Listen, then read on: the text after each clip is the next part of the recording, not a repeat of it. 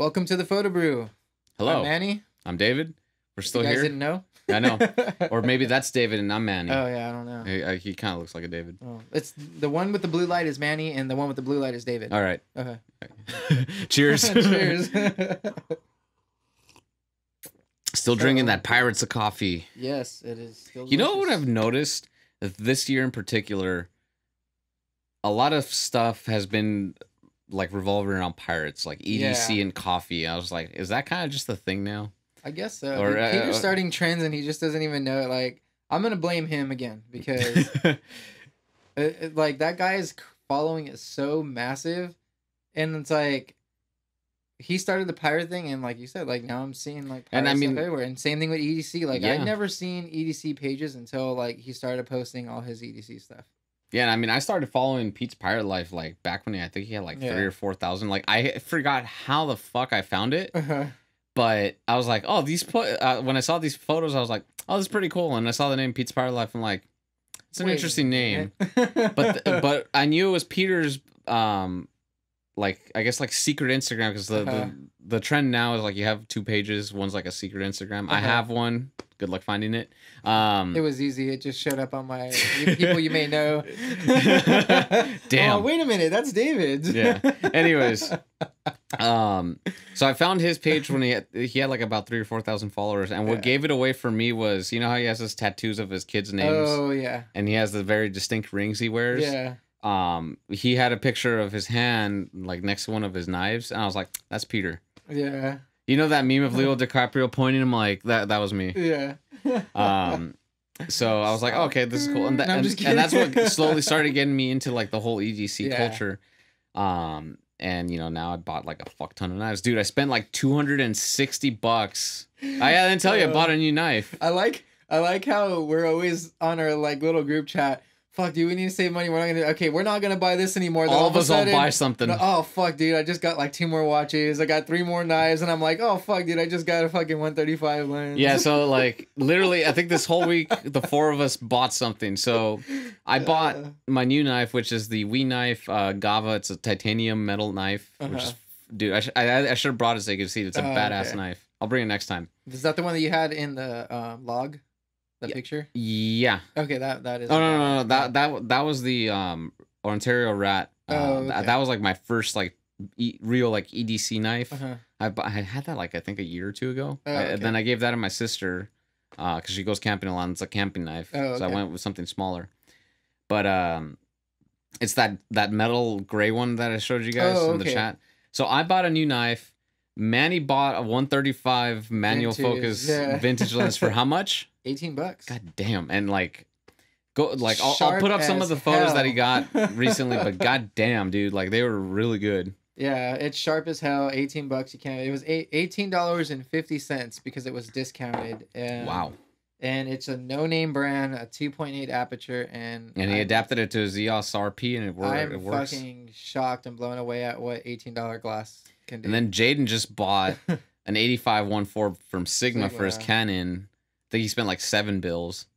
And then Adrian just bought a 16-35 for $8, which honestly, that's both those lenses that they got pretty good deals. I just saw the F4 17-40, and I'm like, dude, that's tempting. Yeah, I mean, for $500, I think it's 500 new as well. I've seen it for like $300. Oh, okay. So I'm like, that's very tempting. Like, again, like when I had the 16-35 F4, like I bought it because I was like, oh, cool, I'm gonna use it for vlogging and like, you know, shoot wide angle. But 16 mils is way too wide for me. Yeah, that's why I don't have it anymore. Like I sold it to get the 24-70 RF.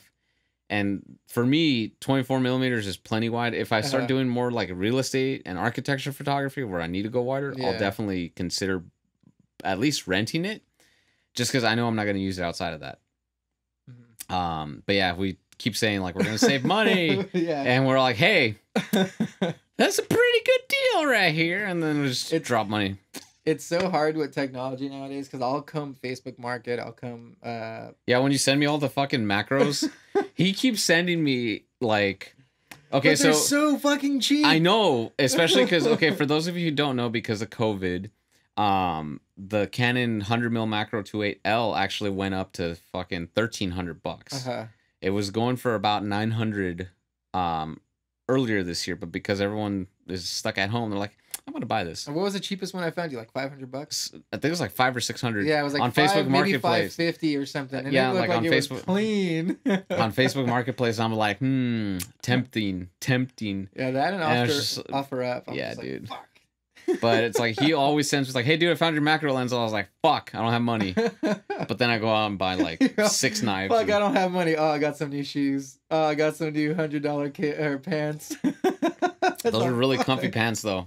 Yeah. And then I like those too because when you fold them on the I think it's the hem, or I forgot what the inseam. Oh, okay. They have this really cool design so you can kind of flex when you fold your pants. Oh, okay. Because everyone folds them because it's stylish. But yeah.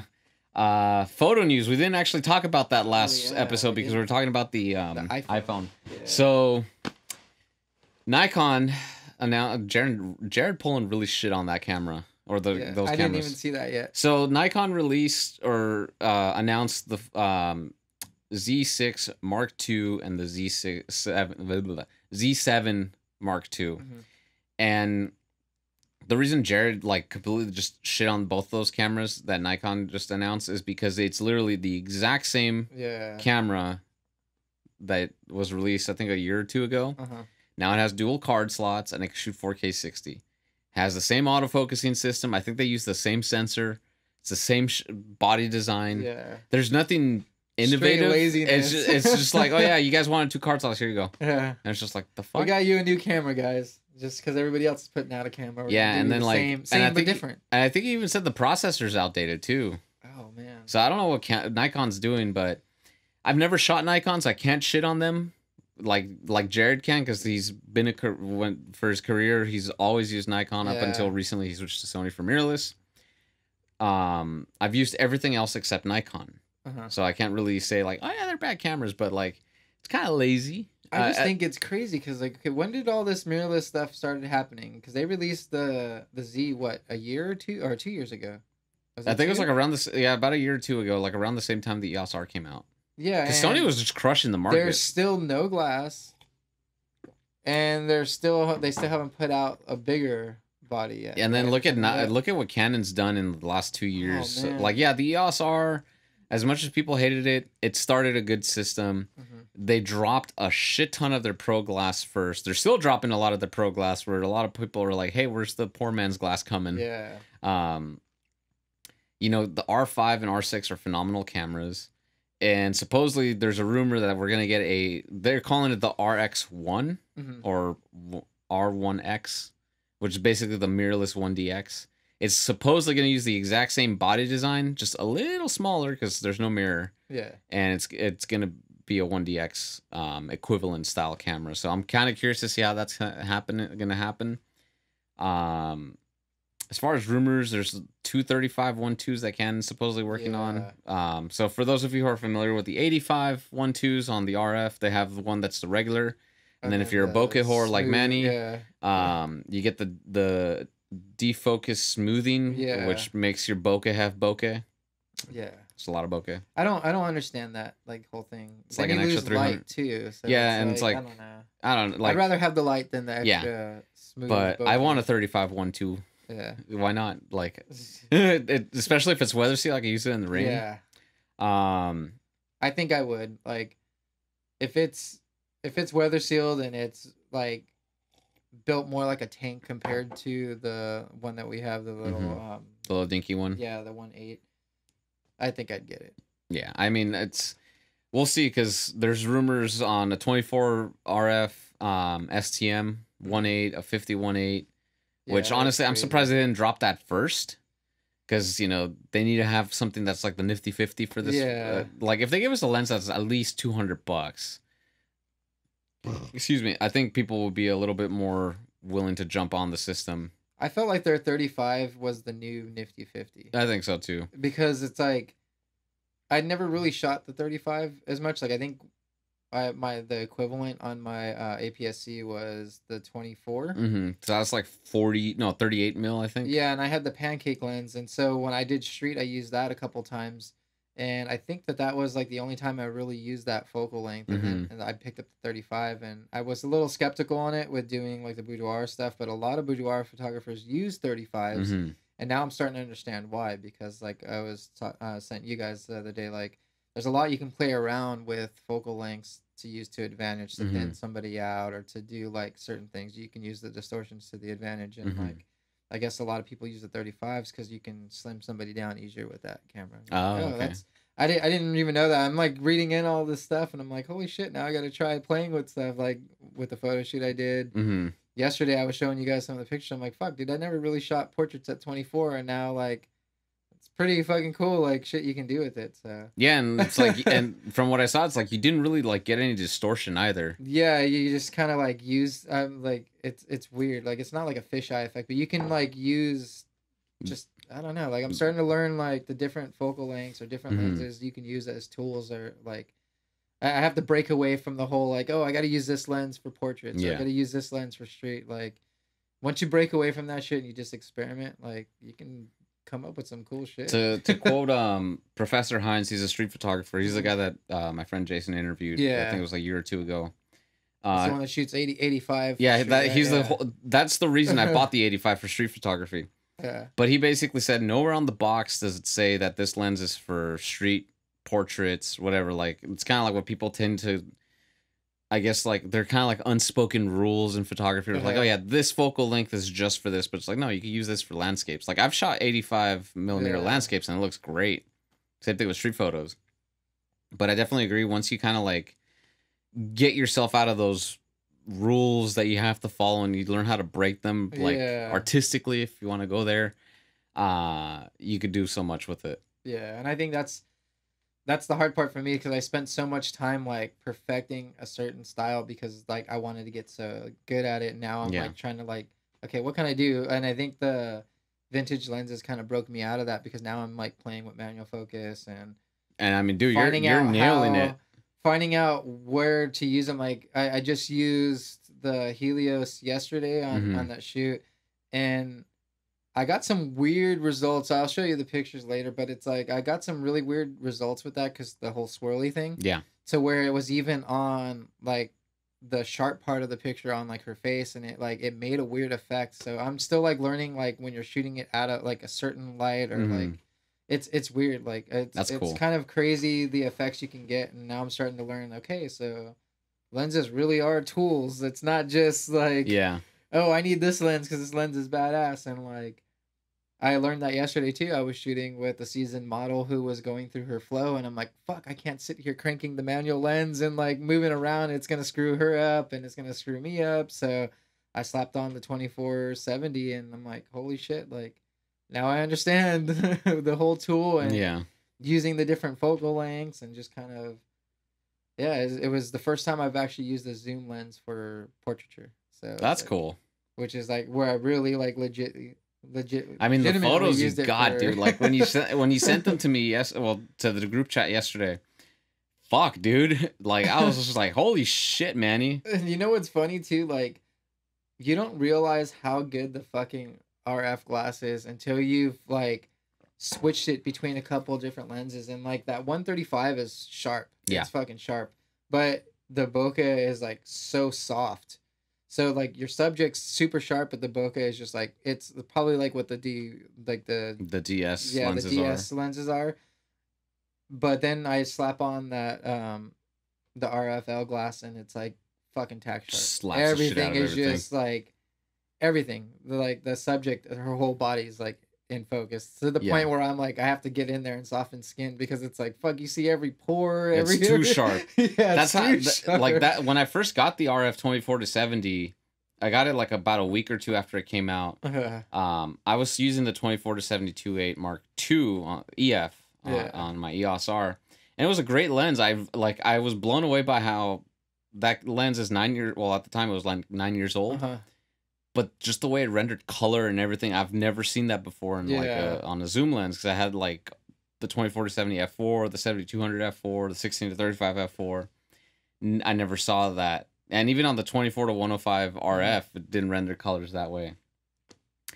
And it was a sharp lens, but then when I got the RF 24-70, and I shot wide open at 2.8, and I saw how everything in the image was sharp. Yeah. I was like, holy shit, man. Like, they just took that same lens and made it better. Yeah. That's how I felt when I slapped on the 35. When Yeah. I first got the RP and I got the 35, I was like, what the fuck is this shit? Like, holy shit. It was like the rumored ones that what are the other rumored Canon lenses that so from what I've seen, they have the 24-1.8 STM, 50-1.8 STM for the RF, and then 35-1.2. Did you say there was a 130? Oh yeah. So it's a 105, a 130, and a 150 1.8. Fuck, and they're 1.8s. So think about how sharp that 35 1.8 is, and mix just that.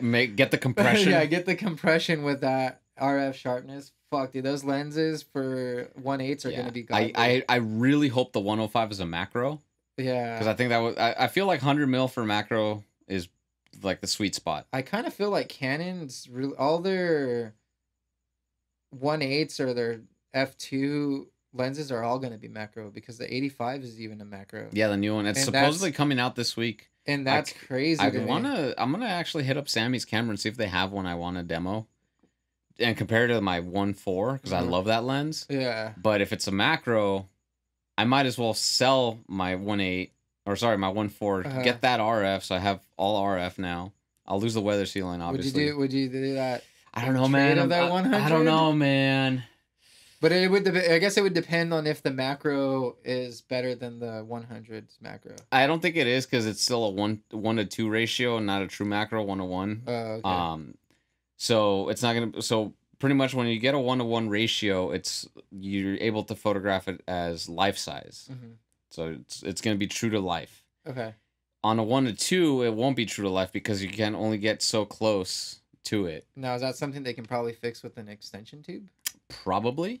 I know But I don't even think RF has an extension tube yet, huh? I don't even know, honestly. Let's check Amazon. Yeah, we gotta fucking look. But yeah, I mean, RF glass is fantastic, and which it's funny how we're talking about like lenses and mounts and everything, because Canon also announced the EOS M50 Mark II, and I thought that lens mount was fucking dead. Oh shit! Because the last camera they announced for that line was the M6 Mark II, which is actually a beast of a camera for the price. But the problem with that system, and I own the original M50, there's no lenses. Yeah. Literally, there's only 6 good lenses on that system. 3 are made by Canon and 3 are made by Sigma. They're all primes. Yeah. You have the 20. I think it was the 28. 22, right? You had the 22 mil f2. Then you have the 20, I think it was the 28 3.5. It's like a macro. Oh, okay. Then you have the 32 millimeter 1.4. And so that's like your 50 mil equivalent. On the Sigma end, you have the 16, the 30, and the 56. So you have 20. So full frame equivalents would be 24, 30, or sorry, 24, 50, 85. And that's it. All their zoom lenses are garbage. They have because they're all variable apertures. Oh, okay. And they're not that sharp. Because I had the 15 to 45, which the newer version of it, when I had that camera, and it was soft as fuck, man. Really? Yeah, I did not like it. It's cool to have something that's small that could zoom, but it's not sharp. And it's like, and that's the whole reason I never recommend variable aperture lenses, no matter how cheap they are. Yeah. If you don't get it out of the box when you buy your camera, don't even bother investing the money. Yeah. But it's like, I thought that mount was dead, because I keep hearing that there's supposedly going to be an RF APS-C camera coming out. So I was like, okay, it makes sense to move everything over to that system. Which kind of begs the question, is APS-C really dead? Because I think they need to kill it off. I posted this a couple of days ago, or a week ago, asking the same question on my Instagram, and I got a lot of comments. A lot of people saying like, no, you're wrong, Fuji's like the way to go. And it's just like, yeah, Fuji's for hipsters. No, like Fujifilm makes great APS-C cameras, but I think as a whole, if you look at the market where it shifted, you have Nikon, Canon, Sony, and even Panasonic, which was making micro four thirds, so it's even smaller than APS-C, making full frame cameras. Canon's the only one that drop a full frame for close to like under 1,000. Yeah. The cheapest I've seen the RP go for is like about 800. They were supposed to make another full frame that's cheaper than the RP, right? Yeah, for like I think a $700 or $800 price point. Yeah. And if they could get to that price point, there's really no point in spending $700 on an APS-C camera with a separate set of lenses that you can't even use if you go to full frame. Yeah. It just makes more sense to buy full frame and then just buy full frame lenses. Yeah. I think they should kill off the APS-C cameras. I think so too. Canon should just stick with full frame, like affordable full frame with the same mount, because then people can invest in the glass and then upgrade their bodies. Yeah. And then they can, if they start with the full frame camera and they see what it's about, then like, okay, well now I want to get something better than I have, so I have the full frame glass. I'm just gonna drop the money on this body. Like I've had so many people message me like, "Hey, I'm looking to upgrade my first full frame camera. Like, what should I get?" RP. Yeah. 100%. I will still recommend. Excuse me, I'm burpy today. Too much coffee. I had a lot of coffee. It was my 4th cup. God damn. But I always recommend the RP because it's $1,000. A lot of people could probably squeeze out 1,500, you know, for that with a lens, and it's full frame. It's fantastic for what it does. I mean, I've got fucking astral photography photos with that camera, and I never thought I could get it with that camera. That's insane to me, because like that picture still blows me away, because I've never shot night. I've never shot on a tripod like at night, so it just, I still need to get out and try it. I'm still. We got to go up in the mountains where it's like, well, when they're not on fire. Away. And like in the batshit middle of nowhere, so you can see the Milky Way, and then just do long exposures. But again, like for beginners, oh fuck, did my RP die? It did. My middle camera died again. Hooray! So we're gonna do the split screen. All right. Hang on, let me see what it says. How much time do we have? We're at 22 minutes, so we're almost done with this. Might as well not even put the new battery in. Yeah, but anyway, so you know, the RP is a fantastic camera for what it is, and now imagine the RP at $700. Yeah. How much camera you get as a beginner? Yeah. Because I remember when I first started, I bought the Canon 60D. I spent the $1,200 to get that camera, which was like their semi-pro camera at the time. That's what my buddy has. That's what I was going to get, and then I ended up getting that T6i. I actually ended up returning the 60D because I got buyer's remorse. I'm like, I don't need $1,200. I'm just starting. Yeah. I returned it, and I got a T3i. And I was happy with the T3i because it's like it just did everything well enough where like I wanted to learn, and also I didn't know if it was gonna be a career or a hobby. Yeah. So obviously 8 years later, here I am. But now, if I were starting off like today in 2020, and I would ask like what camera I should buy, you know, I'm pretty sure people would say just go get like a full frame, like any of the Sonys or the Canons, especially because they've come down in price. And really, like with the APS-C cameras, it's like, yeah, the low light has gotten better. And like Fuji, for example, they have a fantastic ecosystem of lenses. But I have a strong feeling that they're gonna do a full frame at some point because the market's gonna force them to. Yeah. Because they have their XT series of cameras. All of them are APS-C. Then they have the budget versions of those, all APS-C. Then they have their medium format camera. Yeah. So they need that to fill that middle gap. But if they are going to survive going into the next decade, because look at what Panasonic did. They were doing Micro Four Thirds. They were fantastic cameras up until like the GH5S. Yeah. And then everyone started shifting to full frame. What they do, they switch the gear to full frame. Yeah.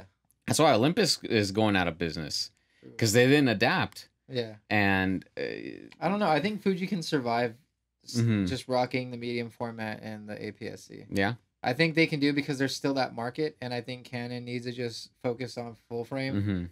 Nikon needs to just drop out the fucking game. I honestly, I don't really know what the hell Nikon's gonna do. And Okay, as long as Sony's still making all of the in between stuff, there'll be competition enough for it to right now keep going back and forth. That the okay, so like 8 years ago it was Nikon versus Canon for the DSLR market. Yeah. Now I feel it's Canon versus Sony. Yeah.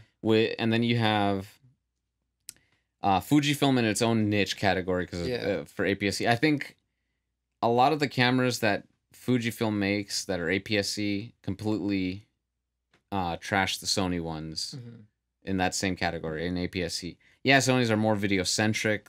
Fuji's are more photo centric. Fuji's are pretty beast though. But for the same price of a lot of Sonys, you're getting a lot of camera for the APS-C. And I know we just talked about how they should just kill them off and all that, but like we're doing a comparison. But Fuji also has their own glass. Yeah. And they make really good glass for that APS-C. So it's like you're not really... I mean, I don't know how crazy the light is on there. Like, people say you don't really notice a difference between the full frame and APS-C when you're actually using the Fujifilm because they're that good. So I've never shot any of the Fuji like APS-C cameras. I still want to get an X100V. I want one too, just for... I mean, that's a poor man's Leica. Yeah. But, I mean... I'm happy with my RP. Like, my RP is my full frame APS-C camera, if that makes any lick of sense. Because it's 35 mil. I could throw it in my little Peak Design bag. It fits. I have full frame. I'm able to work with it. I could crop the sensor when I need to get the extra reach. It's small and inconspicuous for street photos. And then part of me just wants to get the Ricoh GR. Oh, I've heard a lot of good things about that camera. Because they're smaller than your phone, and it's like the Fuji X. Like and it's a point and shoot. It's point and shoot. It's 28 millimeters. That's also the company that bought Pentax. It's 28 millimeters and it's badass. Like you should just buy Pentax. Pew pew. Dude, actually, they going back to that whole argument, they actually were only making APS-C cameras, DSLR cameras, and then they switched over to full frame. This is before everything went to mirrorless. Yeah. They started making full frame cameras because the market demanded it.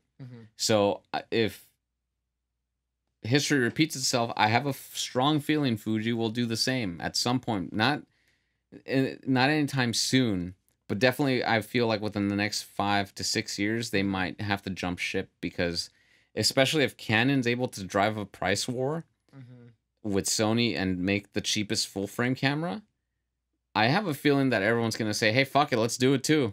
Why not? Yeah. And it's also like, hey, we don't have to make separate lenses. We're going to save money.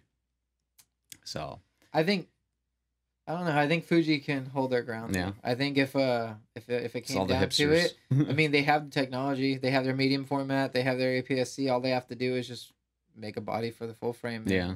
I'm sure they can make awesome Dude, lenses to go with it. If they do make a full frame, though, I will say I have a feeling that's going to be like one of the best, like, photo-centric cameras. Oh, I think if they do make a full frame camera, it'll definitely give Sony a like fuck you, Sony. Yeah, because their APS-C cameras are starting to become more video-centric too. Yeah, and their APS-C cameras are taking on Sony pretty hard, from what I hear. Yeah, so we'll see what happens, but I don't know, man. Like, I just want to see a cheap full frame, $700.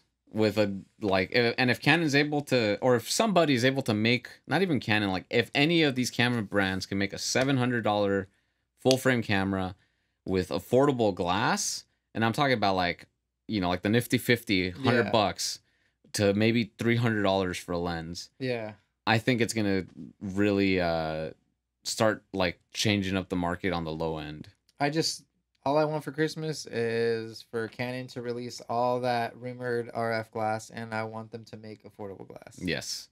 Another thing, too, with regards to why APS-C should die, if you're a beginner, you don't know what the fuck focal length multipliers are, because you have to multiply everything between like 1.5. I had a cheat sheet.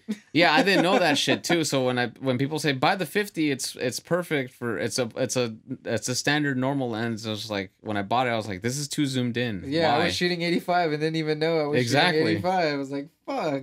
And I hated the 50 mil. And I think that's probably why I don't like the 50 millimeter, because I keep thinking it's gonna be zoomed in. I tried shooting the 50 millimeter in this room with that APS-C. And it was way too fucking zoomed in. And then when I got the RP and I shot that 50 in here to do some boudoir, we're gonna have to wrap it up. It was a whole different story. So the cameras are about to run out of time. We have like 20 seconds. Yours just stopped recording. Oh. So no, mine's actually still going. no, mine just stopped recording. Oh. Because it exceeded the time. So. All right. So I better say bye. Bye. Bye. Oh.